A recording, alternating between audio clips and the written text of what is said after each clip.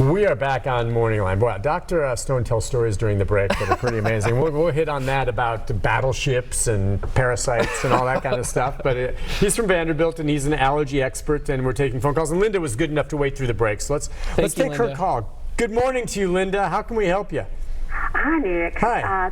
Wanted to ask a question to the physician. I am have been diagnosed through a colonoscopy that I have encephals. I have encephalic colitis. Oh, okay. EC, and Yep. this is mainly prevalent in infants and young adults. Mm-hmm. But I'm 70 years old, and basically it's very rare in older adults. And from what I'm told, an immunologist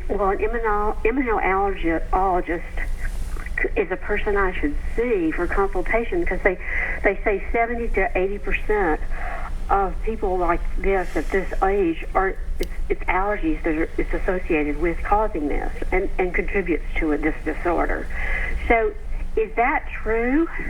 Yeah, so eosinophilic colitis, eosinophilic gastroenteritis, eosinophils are another one of those allergy cells that become activated. I think of them in some ways as being the big dumb guys that show up at the end of the party and wreck everything.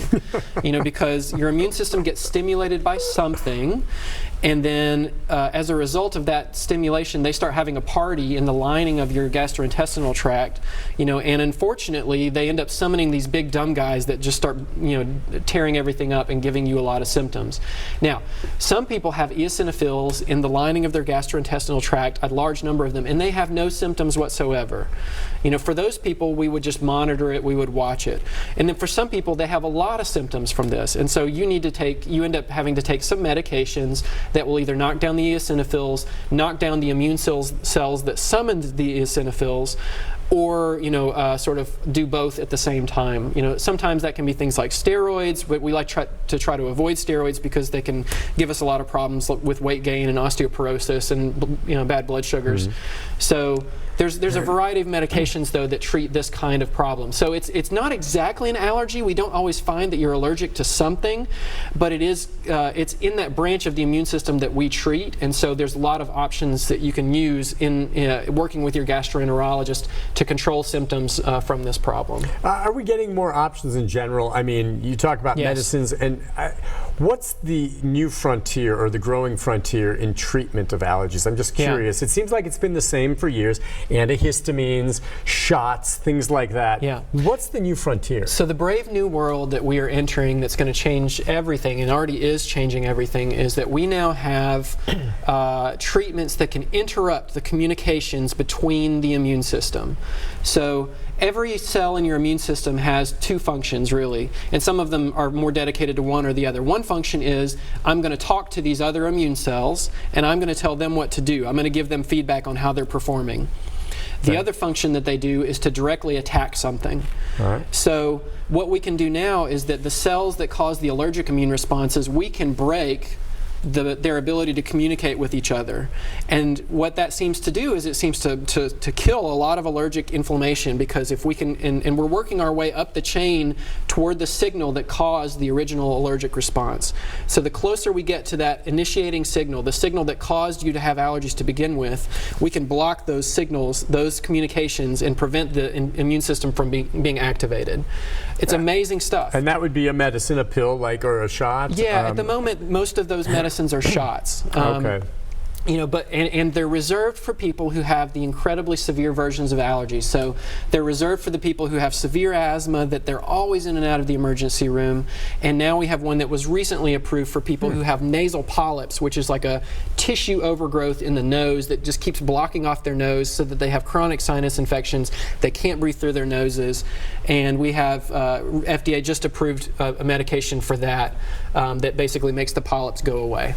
All right. Is there any concern with a drug like that, or I was even going to say along the lines of antihistamines, that when you take those, will they also block the body's reaction maybe when you don't want it to be blocked, because maybe you really do have a cold or a parasite? That's a wonderful question. So we worry about that during these trials, and So the thing that we find is that blocking allergic inflammation doesn't seem to suppress the immune system in the same way that blocking the inflammation from like rheumatoid arthritis does. Something like that. Okay. Yeah, so blocking allergic inflammation doesn't seem to predispose us to infections. It doesn't seem to predispose us to parasites, although the concern about parasites is the big one. You and I were talking about how the allergic immune system is originally designed to fight parasites. So this is like when we were in the old days when we were all running around barefoot and we would get a hookworm. The hookworm would penetrate the bottom of your foot and start crawling through your skin. I apologize that this is going to be really gross. Hey, it's what it was. Yeah, but so that worm is about the size of a battleship compared to your immune system. And so as it's crawling through your skin, those allergy cells were supposed to be detonating and trying to blow a hole in the side of that worm. To kill it. To kill it. And to also to summon more immune cells to pile on and just drag it down and then bring it to its doom. Would that eventually like work? A pack of wolves. Would that eventually take it out? It often did. It often did. The other thing that that histamine is for is to make you cough violently. So when a worm crawled through your skin and got to your lungs, you would cough violently and cough it out, or you would have really bad GI disturbance and you would flush it out. Okay. So the immune system for allergies is designed to kill parasites. Now, what happens is that if you become allergic to something like peanut, that peanut can hit your body and go through your entire body all at once, and it can detonate all of those allergy cells everywhere, which is why you have these horrible responses that don't make any sense. Anaphylactic shock. You're like, why is your body killing yourself in reaction to something that's a threat? That's right. It's because it's overreacting. It's overreacting, and it's because the allergens, the things that we become allergic to, have structures, three-dimensional structures, that resemble something on a parasite, whether it's an enzyme or a protein with a sugar attached to it, or things like that. Your immune system doesn't see things the way that we see things, so it's just blindly groping around with the cells have receptors on them that are like hands, and they have to grab onto things. And if they don't recognize the shape, that's when they kind of freak out. And so if the shape of the molecule that they've grabbed onto from the pollen or the peanut or the alpha-gal sugar, that comes from red meat after a tick bite, they grab onto these structures. If they recognize it, that's when they get activated. So if the structures are a similar shape, the chemicals are a similar shape, that's when your allergy immune system can be fooled into thinking, oh, this is the parasite that I've been looking for. But it's really because you have very, very poorly trained soldiers who don't recognize what a real parasite is versus a non-parasite. Gosh, it's fooling your body. Is what some of these it's fooling your body. Interesting. All right, let's take some more calls. It is fascinating stuff. I mean, know, this it's is really like cool science, this is like right? a lesson in biology here. It's awesome. I love this stuff. Let's go to Gail. Gail, good morning. Hi, Gail. Hi, Gail. Hey, how you doing? Fine. Well, good. I have a question for you. I have been diagnosed with mast cell activation syndrome. Okay. I also have idiopathic anaphylaxis, and I'm sorry. Oh, thank you. I just wondered what your opinion on that is. It's a fairly new diagnosis, apparently, since 2007, and I'm struggling with, I'm on a full, I guess, max dose of everything I can. The next thing is Xolair injections if the insurance approves. Right. For people who have your flavor of, where you started as somebody who probably had, chronic hives, and then it evolved over time and it got worse.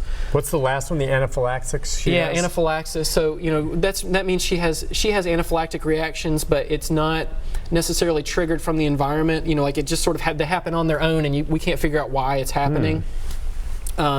So for people who are in your boat, omalizumab, Xolair actually has been very, very helpful. And so I would not, I would want you to think of this as when we encounter patients who are like you and you've got the problems that you have.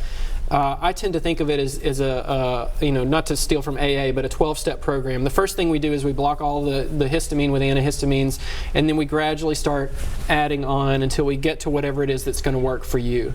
Now, the good news is that in a lot of cases, this actually burns out over time, and then we can gradually start backing down on the things that you're on. It's not going to burn out over the course of like a week, but over the course of months to years, a lot of people get better, and we get to back down on what they're taking. So yeah, it's not fun, and I'm sorry that this happened to you. What she described, by the way, and the viewers maybe are like me, just is she a severe allergy sufferer?